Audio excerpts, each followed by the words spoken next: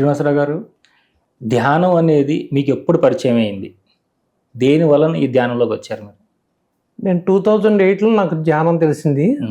అది యాదృచ్ఛికంగా నేను రైతు బజార్లో ఒక ఫ్రెండ్ కలిసి ధ్యానం గురించి చెప్పాడు. తను ధ్యానం చేస్తున్నానని. ధ్యానం అంటే నేను ఆ పదం వినటం కూడా అదే ఫస్ట్ టైం. ధ్యానం అంటే ఏంటని అడిగాను. అంటే ఇట్లాగా కాళ్ళు రెండు క్రాస్ చేసుకుని వేళలో వెళ్ళి పెట్టుకుని కళ్ళు మూసుకొని శ్వాసను గమనిస్తూ కూర్చుంటమే ధ్యానం అంటే అని చెప్పాడు. దీనివల్ల ఏం జరుగుద్ది అని అడిగాను. అడిగితే బీపీలు షుగర్లు అన్నీ తగ్గుతాయి అని చెప్పాడు. అదేంటి ఆశ్చర్యంగా ఉంది, ఎంతో డాక్టర్లు హాస్పిటల్ ఎంత యోగాసనాలు ఇవన్నీ చేస్తే తగ్గింది, ఇది కళ్ళు మూసుకొని కూర్చుంటే తగ్గుద్దా? భలే చెప్తున్నావు నువ్వు, నీకు చెప్పిన ఎవరో నాకు చెప్పు, నేను కూడా తెలుసుకుంటానంటే సరే రమ్మని చెప్పి ఆయన పరిచయం చేశారు. వాళ్ళ ఇంటికి వెళ్తే వాళ్ళ ఇంట్లో కూర్చోబెట్టి ధ్యానంలో కూర్చోబెట్టారు. కూర్చోబెట్టంగానే నాకు ధ్యానం గురించి తెలియదు, పత్రిజీ గారి గురించి తెలీదు. పత్రిజీ గారు పాటలు పాడతారు, ఫ్లూట్ వాయిస్తారు, పత్రిజీ సొసైటీని ఏం తెలీదు. కానీ మెడిటేషన్లో కూర్చోమంటే కూర్చోగానే 20 minutes గానలహరి పాట పెట్టారు. ఆ పాటలో నాకు థర్డ్ డేలో ఫస్ట్ సిట్టింగ్లోనే 20 minutesలో పత్రిసారు ఓ సముద్ర ఒడ్డున కొన్ని వేల మందిని కూర్చోబెట్టి ఆ పాట పాడుతూ ధ్యానం చేపిస్తున్నట్టుగా నేను థర్డ్ డేలో చూసాను. ఆ 20 minutes అయిన తర్వాత నేను కళ్ళు తెరిచి ఆనంద బాష్పాలతో కళ్ళు నిండిపోయినాయి. అప్పుడు ఆ పాపను అడిగా నేను, వాళ్ళ అమ్మాయి ఈయన నాకు కనపడ్డాడు, ఫోటో ఉంది అక్కడ, ఈ ఫోటోలో ఉన్నాయని నేను చూసాను, నాకు కనపడ్డారు, ఈయన జీవించి ఉన్నాడా అని అడిగాను. ఉన్నాడు సార్ అని చెప్పింది. ఎక్కడున్నారమ్మ అంటే విజయవాడ వస్తున్నారంటే, అప్పుడు మరుసటి రోజు విజయవాడ వెళ్ళి తుమ్మలపల్లి కళాక్షేత్రంలో సార్ని దూరం నుంచి చూశాను. ఇంకా ఆ రోజే నిర్ణయించుకున్నాను, నా జీవితం అంతా ధ్యానానికి, పిరమిడ్ స్పిరిట్ సొసైటీలో మూవ్మెంట్లో జీవించాలని నిర్ణయించుకున్నాను. ఆ రోజు నుంచి ఈ రోజు వరకు నేను సార్తోనే జర్నీ చేస్తున్నాను. అంటే ఎలా? ఎందుకంటే ఇప్పుడు ధ్యానం చేయాలన్నా, ఈ మార్గంలోకి రావాలన్నా, రోజు జీవిస్తున్నటువంటి పరిస్థితులు తారుమారయ్యో, లేదా అది వ్యతిరేకంగా జరగో, లేదా ఒక ఆరోగ్యం బాగోక ఎవరో ఒకరు దీంట్లో అలా ప్రవేశిస్తుంటారు తప్ప వారంతా వారుగా రారు. మిమ్మల్ని ఏ పరిస్థితులు దీంట్లో లాక్కుని వచ్చినాయి? నాకంటే పర్టికులర్గా ఏం లేదు సార్. కానీ చిన్నప్పటి నుంచి కూడా చాలా ఊహ తెలిసినప్పటి నుంచి నాకు క్వశ్చన్ ఉండేది. అది ఎవరికి ఉండదు ఆ క్వశ్చన్. నేను ఎవరిని, నాది ఈ లోకం కాదు, నేను ఈ భూమి మీదకి ఎక్కడి నుంచో వచ్చా, నేను ఈ లోకం మీద ఈ భూమి మీదకి వచ్చిన అతిథిని, ఈ తల్లిదండ్రులు ఎంచుకొని నేను భూమి మీదకి వచ్చే బంధువులు ఎంచుకొని ఈ ప్రదేశాన్ని ఎంచుకొని భూమి మీదకి వచ్చా, నాది ఈ లోకం కాదు, నేను ఎవరిని అని క్వశ్చన్ ఉండేది అనమాట. అక్కడ ఎంత భక్తి మార్గంలో భజన చెయ్యి, పూజ చెయ్యి అని చెప్పారు. కానీ ఈ ప్రశ్న ఎవరన్నా అడిగితే నవ్వేవాళ్ళు. నువ్వెవడం అంటే అడుగుతావు, ఎవరిని అడుగుతావు, నువ్వు మనిషి అనేవాళ్ళు. అంతేకాని నాకు సమాధానం దొరికేది కాదు. దానికోసం నేను రాత్రిపూట నిద్రపోకుండా బిల్డింగ్ మీద కూర్చొని ఆకాశం ఇంకా చూస్తా అలాగా కన్నీళ్ళుగా అరుస్తూ ఉండేవాడు సమాధానం దొరకదు.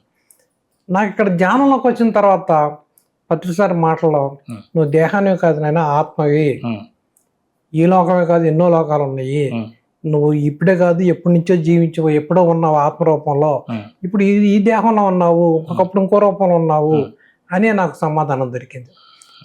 అమ్మా నాకు ఇప్పుడు దొరికింది, నాకు సమాధానం చెప్పిన గురువు నా జీవితానికి రహస్యాన్ని గుట్టు ఇప్పాడినా, ఇంకెంత మించిన గురువు దొరకడు, ఈ గురువుని వదిలిపెట్టకూడదు అని చెప్పేసి, అంటే గురువుని పట్టుకోకూడదు, గురువు పదాలు పట్టుకోవాలి, గురువు ఏం చెబుతున్నాడో అది నేర్చుకోవాలని చెప్పేసి పత్రిసారిని వెళ్ళి పట్టుకోకుండా పత్రిసారి క్యాసెట్లు, పుస్తకాలు, సీడీలు, అప్పుడు సీడీలు ఉండే, సీడీలు కొనుక్కొని ఇంట్లో పెట్టుకొని కళ్ళకు గంతలు కట్టుకొని గదిలో కూర్చొని అలా ధ్యానం చేస్తూ ఉండేవాడు అనమాట. గంటలు. పత్రిసారి ఏం చెప్పారంటే, నన్ను పట్టుకోవద్దు, ధ్యానం చెయ్యి, స్వాధ్యాయం చెయ్యి, సత్యం సాకత్యం చెయ్యి, పిరమిడ్ కట్టించు, శాకాహారిగా ఉండు, శాకాహార ప్రచారం చెయ్యి, అప్పుడు నేనే నీ దగ్గరికి వస్తా అని చెప్పారు. ఇవన్నీ చేశాను నేను. కంటే ఇవన్నీ చేయటం వల్ల పత్రిసారి నా దగ్గరికి వచ్చారు. అది అవును, శిష్యుడు సిద్ధంగా ఉంటే గురువు ఎత్తుక్కుంటా వస్తాడంటే నేనే సాక్ష్యం. అవునండి, అవును. ఏంటంటే మీకు కలిగినటువంటి మొట్టమొదటి ధ్యాన అనుభవాలు ఏంటి? ఫస్ట్లో అంటే నేను ధ్యానం అంటే చేసుకునేవాడిని, సీరియస్గా చేసుకునేవాడిని. గురువు గారు అంటే నాకు అంటే భక్తి అని అంటే ఒక దేవాలయంలోకి వెళ్తే లోపలికి మన రానీరు, గర్భగుడిలోకి విగ్రహాన్ని ముట్టుకోనీరు.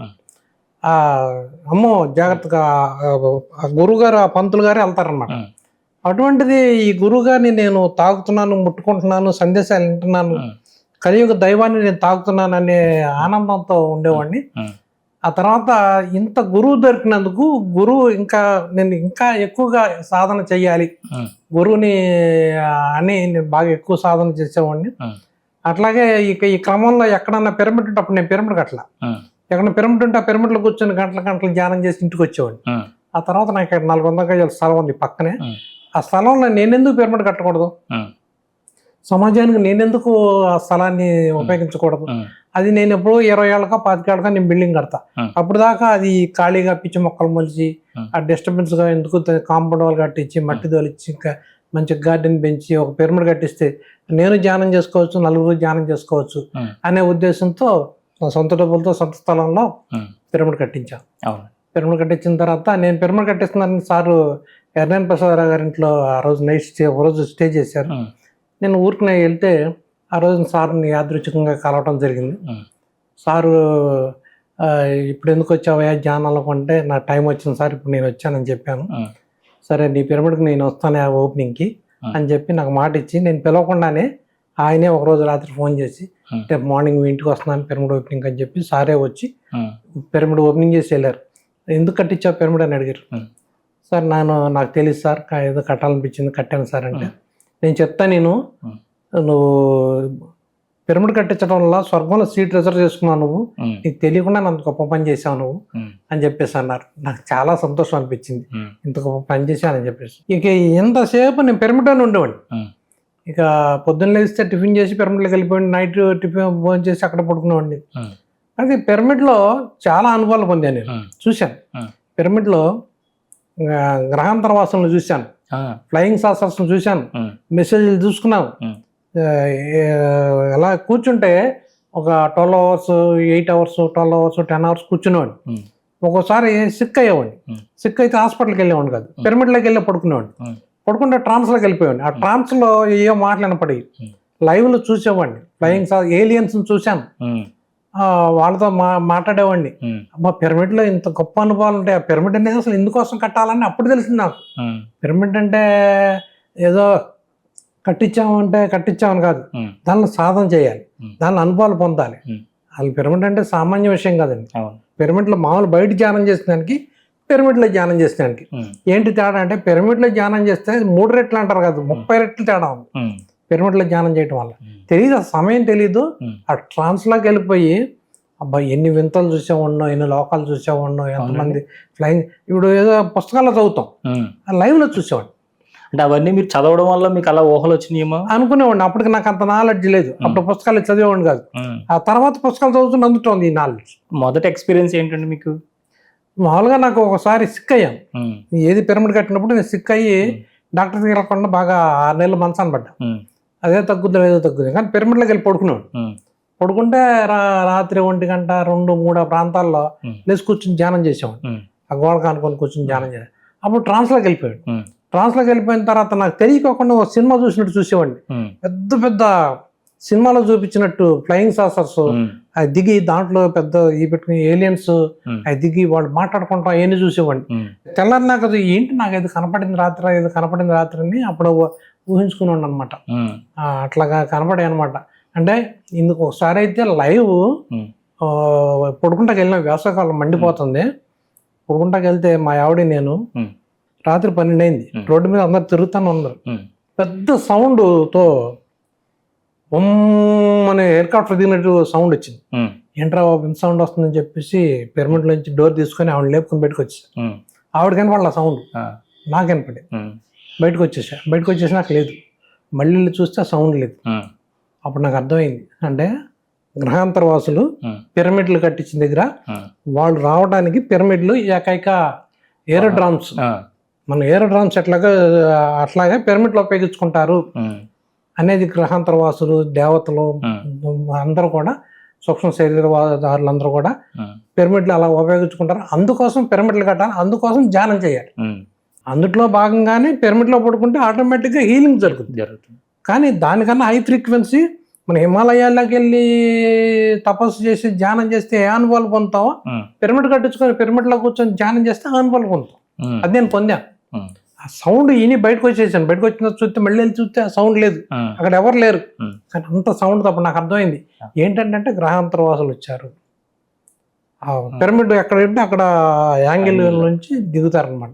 దిగి భూమి మీద చేయాల్సిన పనులని, ఎందుకంటే పత్రికా పిరమిడ్లు కట్టండి అని చెప్తూ ఉంటారు. నా గత జన్మ ఒక జన్మ నేను చూసుకున్నా. ఆ జన్మలో నేను బుద్ధుడి సంఘంలో నేను ఒక బుద్ధిస్ట్ మాంకుని. ఆ మాంక్ అప్పుడు బుద్ధిస్ట్ ఎట్టయితే ఇట్లా అడ్డంగా పట్టుకొని వేసుకొని జోలు వేసుకొని తిరుగుతున్నారో అలాగే నేను అడవిలో నేను ఒక్కడిని తిరుగుతున్నా. ఆ జన్మలో నేనేంటంటే అసలు చెట్టు మీద నుంచి కాయ కూడా కోసుకునే లక్షణం కాదు, రాలితే తింటాం. ప్రకృతిలో ఈ అడవిలో తిరుగుతున్నాను. అలా నన్ను నేను చూస్తున్నాను. అప్పటికిప్పటికీ నాది అదే తత్వం, మంచి పని చేయాలి చేతనంత స్తోమత కొద్ది అనే నాకు అవకాశం వచ్చింది. అవకాశం చేసుకునే మార్గాన్ని పత్రిసారు పిరమిడ్ సొసైటీ చూపించింది, దారి చూపించింది.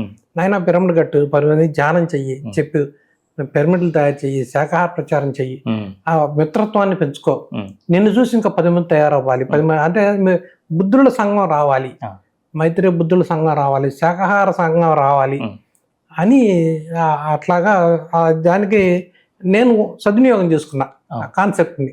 ధ్యానం రాకముందు ఒక జీవితం, ధ్యానంలోకి వచ్చిన తర్వాత అంత అంటే అంతకుముందు ప్రాక్టికల్గా డబ్బులు సంపాదించాలి, వ్యవసాయం చేయాలి, పరిగెట్టాలి, ఇలాగ ఉండేది. ఇప్పుడు ధ్యానం తెలిసిన తర్వాత ఇంకా పరిగెడుతుంది దేనికి? అలా కూర్చుందాం, కూర్చుంటే ఏమవుతుందో చూద్దాం. ఇన్ని సంవత్సరాలు 40 సంవత్సరాలు పరిగెట్టా, ఇప్పుడు కూర్చుంటా. 1 సంవత్సరం 2 సంవత్సరాలు కూర్చున్నంత మాత్రాన ఏమవుదు. ఫలితం వస్తే కంటిన్యూ చేస్తాం, ఫలితం రాకపోతే మళ్ళీ పని చేసుకుంటాం, ఎటో ఒకటి పోతాం అని చెప్పేసి నేను ఒక స్కూల్ పిల్లడు కనుక శ్రద్ధగా చదివి ఎలాగైతే 10th క్లాస్లో ఇంటర్మీడియట్లో పాస్ అవుతాడో నేను ధ్యానంలో అంత శ్రద్ధగా కూర్చున్నా. ధ్యానం రెండో పనే చేసేవాడు కాదు, ధ్యానమే. ఇంట్లో భోంచేయటం, వెళ్ళి ధ్యానం చేయటం. అట్లాగా ఇంట్లో పిల్లలను కూడా స్కూల్ నుంచి రాగానే ధ్యానం చేయండి, పుస్తకాలు పక్కన పెట్టి ధ్యానం చేయండి, తర్వాత చదువుకోండి అని అట్లాగా వాళ్ళకి ధ్యానం అలవాటు చేశాను. మొట్టమొదట్లో మీకు జర్క్లు అలాంటివి వచ్చాయి కదండి బాడీలోని? వచ్చాయండి. అంటే బాడీ అంతా అంటే నాకు ఇస్నోఫిలియా ఉంది. ధ్యానం కూర్చోగానే ఈ నోటి నిండా సొంగ వచ్చేసేసి ధ్యానం కుదిరేది కాదు. ఆ తర్వాత బాగా జర్కులు వచ్చాయి, కింద పడేవాడిని, లేచేవాడిని, నానా బీభత్సం చేసుకునేవాడు అనమాట. అయినా సరే కళ్ళు తెరిచేవాడిని కాదు. అలాగా నిదానంగా సాధన చేస్తూ అదంతా తగ్గిపోయింది. ఎట్లా పోయిందండి అది? ధ్యానంలో తగ్గిపోయింది. ధ్యానం కొద్దిగా ఫస్ట్ ఉన్న తర్వాత అంటే ఇలాగ ముందుకు వంగటం, పైకి లెక్కటం, డొల్లటం అవన్నీ వచ్చాయి. అవన్నీ జరిగాయి. అదంతా అది అయిపోయిన తర్వాత ధ్యానం నుంచి బయటకు వచ్చిన తర్వాత ఒళ్ళంతా తేలిగ్గా ఉండేది. మీకు తెలియకుండా అవన్నీ జరిగిపోయాయి? తెలియకోకుండానే, అంటే తెలిసి కూడా జరిగేది కానీ ఆపలేకపోయేవాడు. ఆ స్పీడ్ మెడకాయ ఊగేది, ఇలా ఇలా ఇలా ఇలా మెడకాయ మామూలుగా అయితే ఓపలం, ధ్యానంలో ఊగిపోయేది. ఆ ఊగిపోతే ఊగని ఏమవుదని చెప్పేసి ఊగనిచ్చేవాడిని. ఆ తర్వాత ఒళ్ళంతా గాలిలో తేలిపోతున్నంత ఈజీగా ఉండేది. నాకు విపరీతమైన ఒళ్ళు ఉండేది, ఆశ్రమం ఉండేది, నడవలేకపోయేవాడిని. ఎప్పుడైతే ఇవన్నీ జరిగినాయో ఒళ్ళంతా తేలికైపోయి, సన్నగా అయిపోయి, స్మార్ట్గా అయిపోయాను. అన్ని యోగాసనాలు, ఆహార నియమాలు పాటిస్తే జరగంది. ఖాళీగా బాసపట్ల పిరమిడ్లో కూర్చుంటే చాలా ఈజీగా ధ్యానం చేయడం వల్ల ఈజీగా తగ్గింది. చాలా గ్రేట్ ఇదనమాట పిరమిడ్ మెడిటేషన్. అంటే ఈ క్రమంలో మరి మీకు డౌట్స్ వచ్చాయి కదా, ఇట్లా జరుగుతుంది, మరి కరెక్టా కదా, ఏం చేయాలి, ఎవరినైనా అడగాల ఏంటని? ఏం వచ్చాయి కదా, అన్ని యాక్సెప్ట్ చేసేవాడిని, అన్ని గమనించేవాడిని. రావాల్సిందే వచ్చింది, ఇంకా వస్తాయి. సిక్ అయినా కానీ 6 నెలలు సిక్ అయినా సరే హాస్పిటల్కి వెళ్ళేవాడిని కాదు. ఇదంతా చూద్దాం, ఇంకా నేను హాస్పిటల్కి వెళ్తే నేను మెడిటేటర్ని ఎట్లా అవుతాను, ఇంకా పిరమిడ్ ఎందుకు, ఇంకా హాస్పిటల్ డాక్టర్ల చుట్టూ ఈ చేయి తీసుకెళ్లి డాక్టర్ దగ్గరికి వచ్చి నన్ను బాగు చేయమన్న రోజున ఇంక ఈ ధ్యానం వద్దు. ఈ డాక్టర్ ఈ చేపట్టుకుని నన్ను బాగు చేయమని అడిగే రోజు నాకు ధ్యానం వద్దు, ఇంకా మందులే మింగుతా. అవి వద్దని కదా, నా జీవితం వద్దని కదా ఇందులోకి వచ్చింది అంటే సక్సెస్. ఇప్పుడు 60 సంవత్సరాల వయసు వచ్చేవారు కూడా సింగిల్ టాబ్లెట్ వేసుకోవాలి. ఆశ్చర్యం అందరూ కూడా, డాక్టర్లు కూడా ఆశ్చర్యపోయారు.